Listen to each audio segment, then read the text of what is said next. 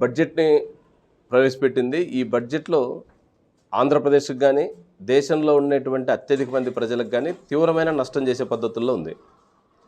ముఖ్యంగా కేంద్ర ప్రభుత్వం ఏదైతే చెప్తూ వచ్చిందో వికసిత్ భారత్ గురించి 2047 నాటికి భారతదేశం అద్భుతమైన పురోగతి సాధిస్తుంది, ప్రపంచంలో 3వ అతిపెద్ద ఆర్థిక వ్యవస్థ అవుతుందని చెప్తూ వచ్చింది. కానీ బడ్జెట్కు ముందు రోజు ఫిబ్రవరి 1వ తారీఖు నాడు కేంద్ర ప్రభుత్వమే తయారు చేసినటువంటి ఆర్థిక సర్వే రిపోర్ట్ మాత్రం ఆ దిశగా లేదు. ఎందుకంటే మన ప్రజల కొనుగోలు శక్తి గణనీయంగా తగ్గిపోయిందని చెప్పేసి ఆర్థిక సర్వే రిపోర్ట్ చెప్పింది. ఈ కొనుగోలు శక్తి తగ్గడానికి కారణం ఏమిటి అనేది బడ్జెట్లో పరిష్కారం లేదు. వీళ్ళు చెప్తున్నది 12 లక్షల రూపాయల ఇన్కమ్ ట్యాక్స్ను పెంచితే తద్వారా కొనుగోలు శక్తి మధ్యతరగతిలో పెరుగుతుందని. మొత్తం దేశ ప్రజల్లో ఈ 12 లక్షలకు పైగా ఆదాయం సంపాదిస్తున్న ఇన్కమ్ ట్యాక్స్ హోల్డర్సు కేవలం 4% ఉన్నారు. 96% మంది ప్రజలకు ఇన్కమ్ ట్యాక్స్కి ఈ 12 లక్షలకు వర్తించదు. మరి 4% మంది ప్రజల ఆదాయం నిజంగా పెరిగిన దేశం ఎట్లా అభివృద్ధి అవుతుంది? అసలు ఆర్థిక కొనుగోలు శక్తి తగ్గిపోవడానికి కారణాలు ఏమి? ఒకటి, ప్రభుత్వ రంగాల్లో ఈ కాలంలో ఉద్యోగాలు అనేది 11 సంవత్సరాల్లో లేవు. 37 లక్షల మంది గతంలో ప్రభుత్వ రంగ సంస్థల్లో పనిచేస్తున్న ఉద్యోగులకు ఉపాధి పోయింది. ముఖ్యంగా బిఎస్ఎన్ఎల్, ఇన్సూరెన్స్ లాంటి, రైల్వే లాంటి కీలక రంగాల్లో ఉద్యోగాలు పోయినాయి. 73 లక్షల ఖాళీ పోస్టులు భర్తీ చేయలేదు. అంటే సుమారు 1 కోటి మంది గతంలో ఉన్న ఉద్యోగులు పోయిన వాళ్ళు కానీ లేదా భర్తీ చేయాల్సిన ఉద్యోగాలు భర్తీ కాకపోవడంతో 1 కోటి మంది కొనుగోలు శక్తి తగ్గిపోయింది. ఇది పెంచితే దేశం అభివృద్ధి అవుతుంది, అది చేయలేదు. రెండోది, మేము ప్రభుత్వాన్ని అడుగుతున్నది, ఈరోజు కేంద్రంలో ఉండేటువంటి ప్రభుత్వం ప్రజలకు సంబంధించినటువంటి విద్య, వైద్యం, సామాజిక తరగతులు, గ్రామీణ సంక్షేమం ఈ రంగాల మీద ఏమాత్రం దృష్టి లేదు. ముఖ్యంగా వ్యవసాయాన్ని బాగా నెగ్లెక్ట్ చేసింది. కార్పొరేట్ కంపెనీలకు అప్పగించడానికి వ్యవసాయ రంగాన్ని మొత్తం కార్పొరేట్ మయం చేసే పద్ధతుల్లో 3 జీవోల్ని నవంబర్ నెలలో ఈ ప్రభుత్వం విడుదల చేసింది. గతం నుంచి 3 నల్ల చట్టాల వల్ల నష్టం జరుగుతుందని రైతులు పోరాడితే అప్పుడు క్షమాపణ చెప్పినటువంటి ప్రధాని బడ్జెట్కు కరెక్ట్గా 2 నెలల ముందు నవంబర్ నెలలో 3 జీవోలు ఇచ్చినాడు. ఈ 3 జీవోల సారాంశం అంతకుముందు నల్ల చట్టాలు ఏవైతే వ్యవసాయ రంగానికి వచ్చినాయో అవే. అంటే కార్పొరేట్ వ్యవసాయము, ఎక్కడైనా అమ్ముకునే స్వేచ్ఛ అనే పేరుతో కార్పొరేట్ కంపెనీలకు ప్రవేశం కల్పించడం, నిత్యావసర సరుకులన్నింటినీ ఎంత కోట అయినా సరే నిలవబెట్టుకునే అవకాశం గోడౌన్లకు కల్పించడం. ఈ పద్ధతుల్లో ఈ బడ్జెట్లో కూడా ఆ ప్రతిపాదనలకే ఆమోదంగా లభించింది. అంటే సన్న మధ్యతరగతి రైతాంగం చేసుకునేటువంటి వ్యవసాయం పూర్తిగా కార్పొరేట్ అయిపోతుంది. 100 జిల్లాల్ని సెలెక్ట్ చేసినారు దేశంలో ఈ బడ్జెట్లో. ఈ 100 జిల్లాల్లో ఆంధ్రప్రదేశ్లో కూడా 7 జిల్లాల్ని చేసే అవకాశం ఉందని చెప్పి వార్తలు వస్తున్నాయి. అవి జరిగితే రాబోయే రోజుల్లో ఈ 100 జిల్లాలు రాష్ట్రంలో దేశంలో ఉండే 100 జిల్లాల్లో మొత్తం కార్పొరేట్ కంపెనీలు, ఆదాని, అంబానీ వీళ్ళ కంపెనీలే వ్యవసాయం చేస్తాయి. దానికి అనుగుణంగా ఈరోజు 1000 ఎకరాలని లీజు పేరుతో రైతుల నుంచి తీసుకునే అవకాశం ఉంది. దానికి చంద్రబాబు నాయుడు గారు పూర్తి మద్దతు ఇస్తున్నాడు. అందులో భాగమే మొన్న అనంతపురంలో జరిగినటువంటి హార్టికల్చర్ కన్క్లేవ్ అనే పేరుతో కంపెనీలను పిలిపించి కంపెనీలతో ఇక్కడ ఒప్పందాలు చేయించే ప్రయత్నం అనంతపురం జిల్లాలో జరిగింది. పండ్ల తోటల విస్తీర్ణం పెరిగింది జిల్లాలో, దానికి తగ్గట్టుగా మార్కెట్ కల్పించండి, గిట్టుబాటు కల్పించండి అని రైతులు కోరితే దానికి విరుద్ధంగా ఈరోజు హార్టికల్చర్ కన్క్లేవ్ పేరుతో కొన్ని కంపెనీలు 112 కంపెనీలను ఆహ్వానించినారు. వస్తామనో యాక్సెప్ట్ చేసినారు ఈ మీటింగ్కి. కానీ 7 కంపెనీలు మాత్రమే ఒప్పందాలు చేసుకున్నాయి. ఎందుకని రాలేదు అవి? వాస్తవానికి కార్పొరేట్ కంపెనీలు ఇంకా ఎక్కువ డిమాండ్ చేస్తున్నాయి. వాళ్ళు కోరుతున్నది ఏమిటంటే ఇప్పుడుండే వ్యవసాయాన్ని రైతులు చేయడం కాదు, మేమే వ్యవసాయం చేస్తాం, రైతులతో కొనుగోలు కాదు, రైతుల వ్యవసాయం మేమే చేస్తాం అనేది ఈరోజు కార్పొరేట్ కంపెనీల డిమాండ్. చంద్రబాబు నాయుడు గారు చెప్తున్నారు అప్పులు పెరుగుతున్న మాట నిజం. ఈ సంవత్సరం ఈ 8 నెలల కాలంలోనే మరో 1,00,000 కోట్ల రూపాయలకు పైగా అప్పు చేయాల్సి వచ్చింది.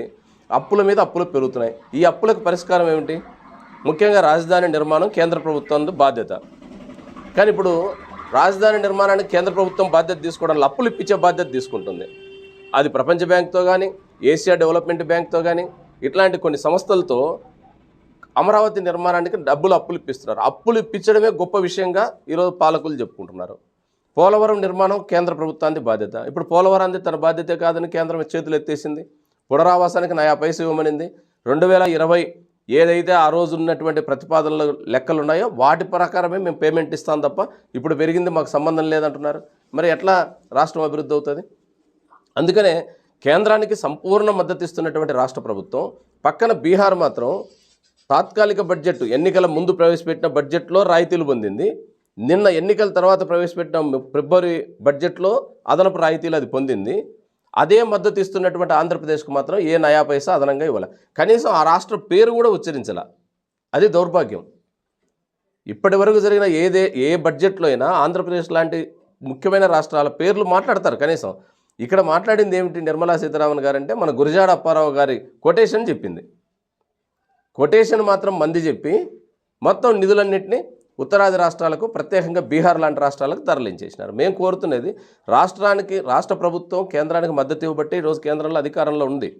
దానికి తగ్గట్టుగా నిధులు ఎందుకు సాధించలేకపోతున్నారు? విశాఖ ఉక్కు గురించి మాట్లాడలే, కడప ఉక్కు గురించి మాట్లాడలే, వెనకబడిన ప్రాంతాల ప్యాకేజ్ గురించి మాట్లాడలేదు. కాబట్టే కేంద్రం మీద రాష్ట్ర ప్రభుత్వం ఇప్పటికైనా బడ్జెట్ ప్రతిపాదనలు ఆమోదం అయ్యేలోపు కేంద్రం మీద ఒత్తిడి పెంచకపోతే ఆంధ్రాకు మరోసారి అన్యాయం జరుగుతుంది. చివరిగా ఈ బడ్జెట్ ప్రతిపాదనలకు నిరసనగా దేశవ్యాప్తంగా ప్రత్యామ్నాయ ప్రతిపాదనలు ప్రజల ముందుకు తీసుకురావాలని చెప్పేసి వామపక్షాలు భావించాయి. అందుకని ఈ నెల 14 నుంచి 23 వరకు దేశవ్యాప్తంగా కమ్యూనిస్టు పార్టీలు ప్రతిపాదిస్తున్న ప్రత్యామ్నాయ బడ్జెట్ ప్రతిపాదనల గురించి ప్రజల్లో ప్రచారం చేయదలిచాం. అందులో మొదటిది మేము కోరుతున్నది వ్యవసాయానికి గిట్టుబాటు ధర కల్పించాలి. ఎంఎస్ స్వామినాథన్ కమిషన్ సిఫారసు ఏదైతే చేసిందో దాన్ని అమలు చేయాలి. అదే రకంగా రెండోది, ఈరోజు 100% విదేశీ ప్రత్యక్ష పెట్టుబడుల్ని బీమా రంగంలోకి అనుమతిస్తున్నారు. అది అమలు అయితే మాత్రం ఇన్సూరెన్స్ వ్యవస్థ మొత్తం దెబ్బతినిపోతుంది. ఇన్సూరెన్స్ అంటే కేవలం వెహికల్ ఇన్సూరెన్స్ కాదు, పంటలకు సంబంధించిన ఇన్సూరెన్స్, ఆరోగ్యానికి సర్వ ఇన్సూరెన్స్ ఈరోజు నాశనం అయిపోతుంది. దానివల్ల ఎల్ఐసి సంస్థ ఒకటే కాదు, మొత్తం బీమా రంగమే దెబ్బతినిపోతుంది. కాబట్టి మేము కోరుతున్నది ఎఫ్డీఐలో విదేశీ పెట్టుబడులను అనుమతించొద్దు. అదేవిధంగా మూడోది, ఈరోజు దేశంలో ఉన్నటువంటి నిరుద్యోగానికి కారణం ఉద్యోగాల భర్తీ లేకపోవడం. ప్రభుత్వ రంగంలో ఉద్యోగాల్ని నిర్మించండి, ఖాళీ పోస్టులు భర్తీ చేయండి, ఆ రకంగా యువతకు ఉపాధి అవకాశాలు కల్పించాలి. నాలుగోది, రాష్ట్రాలకు ఇవ్వాల్సిన నిధుల్ని జీఎస్టీ ద్వారా కానీ లేదా కేంద్రం వసూలు చేస్తే పన్నుల వాటా ఏదైతే ఉందో నిష్పక్షపాతంగా ఇవ్వాలి. గత 10 సంవత్సరాల అనుభవం చూస్తే దక్షిణాది రాష్ట్రాలకు నిధుల కోత ఉంది. ఎక్కువ పన్నులు వసూలు చేసే రాష్ట్రాలకేమో నిధులు తగ్గుతున్నాయి.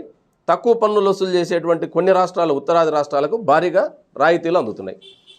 6,000 కోట్ల రూపాయలని వివిధ కంపెనీలకు రాయితీలు ఇచ్చినారు. ఒక ఉదాహరణ చెప్తాను నేను. రిలయన్స్ కంపెనీ, రిలయన్స్ మాల్ట్, మొత్తం కంపెనీ కూడా కాదు, రిలయన్స్ మాల్ట్ వాళ్ళే, అంటే షాపింగ్ చేసే ఆ కంపెనీ ఒకటే, గత సంవత్సరం అప్పుల్లో ఉన్నామని చెప్పేసి 14,000 కోట్ల రూపాయలని బ్యాంకులకు నోటీస్ ఇచ్చి రద్దు చేయించుకున్నారు. 14,000 కోట్లు. ఇప్పుడు ఈ ఆర్థిక సంవత్సరం రేపు మార్చికి 11,800 కోట్ల రూపాయల రుణం కావాలని అప్లై చేసుకున్నారు. గత సంవత్సరం లాస్ వచ్చి నష్టపోయినటువంటి రిలయన్స్ మాల్ట్కి తిరిగి 11,800 కోట్ల రుణం ఇవ్వడానికి ఎట్లయితే సిద్ధపడుతున్నారు? రైతులు ఎవరైనా కనుక ఒకసారి డిఫాల్ట్ అవుతే అతనికి ఇవ్వరు. సివిక్ కోడ్ లేకపోతే సాధారణ పౌరులకు లోన్లు రావంటారు. మరి రిలయన్స్ లాంటి కంపెనీ నష్టం వచ్చిందని చెప్పేసి పోయిన సంవత్సరం అప్పులు రద్దు చేయించుకుంది. ఇప్పుడు మళ్ళీ తనకు లోన్ కావాలని చెప్పి 11,800 కోట్లకు అప్లై చేసింది. కాబట్టి ఇది కార్పొరేట్ అనుకూలమైన బడ్జెట్, కార్పొరేట్ అనుకూలమైన ప్రభుత్వ విధానం ఉంది. దీనికి నిరసనగా ప్రజల్లో విస్తృతంగా ప్రచారం చేస్తాం. రేపు 14 నుంచి 23 వరకు ప్రచారం చేసి ప్రజల కదలికలను బట్టి ఆందోళన కూడా ఉధృతం చేస్తామని చెప్పేసి తెలియజేస్తాం.